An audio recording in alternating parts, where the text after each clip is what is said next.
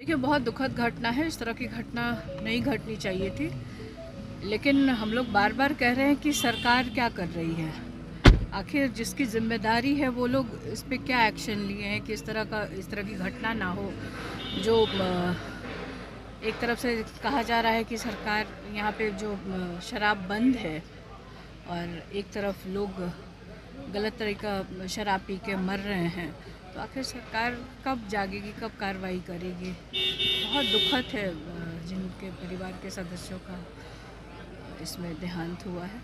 क्या संशोधन होनी चाहिए, क्योंकि लगातार जो है जहरीली शराब से बिहार में कई लोगों की मौत लगातार जा रही है। देखिए, ये मेरा एक पर्सनल राय है, और महिला होने के नाते तो मैं यही कहूँगी कि इसमें पूरी तरह से इसको या तो बैंड करना चाहिए था। बाकी ये तो अब जो सत्ता में बैठे लोग हैं, और आजकल बहुत सारे नेता लोग आ गए हैं जो तरह तरह के बयान भी दे रहे हैं, तो उसमें मुझे नहीं जाना है। लेकिन मतलब अगर आप एक महिला होने के नाते मुझे पूछिएगा तो मैं कहूँगी कि जो बैंड है वो सही है, लेकिन पूरी तरह से रहे तब तो।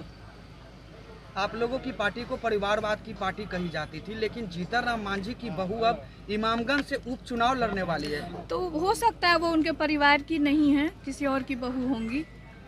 और 90 से तो हम लोग यही सुनते आए हैं, तो कोई बहुत नई बात नहीं है। हम लोग अगर आप मुझे अगर एक उदाहरण के तौर पे अगर मैं अपने आप को पेश करूं, तो मुझे पार्टी ने 2014 में भी टिकट दिया था, लेकिन जनता ने नहीं उस समय मुझे जिताया। तीसरी बार मैं चुन के आई हूँ, तो जनता ने जिताया है, परिवार के सदस्यों ने नहीं जिताया। और जहाँ रही बात मांझी जी के परिवार के सदस्यों की, अगर वो लोग राजनीति में आना चाहते हैं तो सबको, एक डेमोक्रेटिक कंट्री में हम लोग रहते हैं और यहाँ पे सबको अधिकार है। और दूसरी बात, इस तरह के बयान जो लोग सार्वजनिक जीवन में रहते हैं, जो राजनीति में है, इस तरह के बयान नहीं देने चाहिए। आए दिन आजकल पता नहीं मांझी जी को क्या हो गया, बहुत सीनियर नेता हैं, बहुत उनको तजुर्बा भी है, फिर भी इस तरह के बयान आए दिन वो देते रहते हैं। तो बयान देने से उनको बचना चाहिए। और अभी तो वो केंद्र में मंत्री भी हैं, तो एक जिम्मेदार पद पे भी हैं। 4 जगहों पर बार बार कह रहे हैं कि हम एनडीए छोड़ के नहीं जाएंगे, इधर उधर नहीं गए जाएंगे। हैं 2 बार गलती हो गई है। कल भी उन्होंने मन से देखिए, नीतीश कुमार जी का खुद का बयान है, जब पहली बार पलटी मारे थे तो इसी तरह का बयान दिए थे, लेकिन दूसरी बार भी मारे, तो तीसरी बार कौन इसकी गारंटी लेगा। नरेंद्र मोदी जी भी सामने आके नहीं कहते कि हाँ हम ले रहे हैं, इस बार नहीं जाने देंगे, इस बार हम पकड़ के रखेंगे। तो खैर देखिए, राजनीति है, मतलब हम लोग भी, ये आपने प्रश्न पूछा है तो मैं उसका जवाब दे रही हूँ। ये नीतीश कुमार जी का अपना, उनके दल का अपना एक अंदरूनी फैसला होता है कि वो कब किस दल के साथ जाएंगे, क्या करेंगे।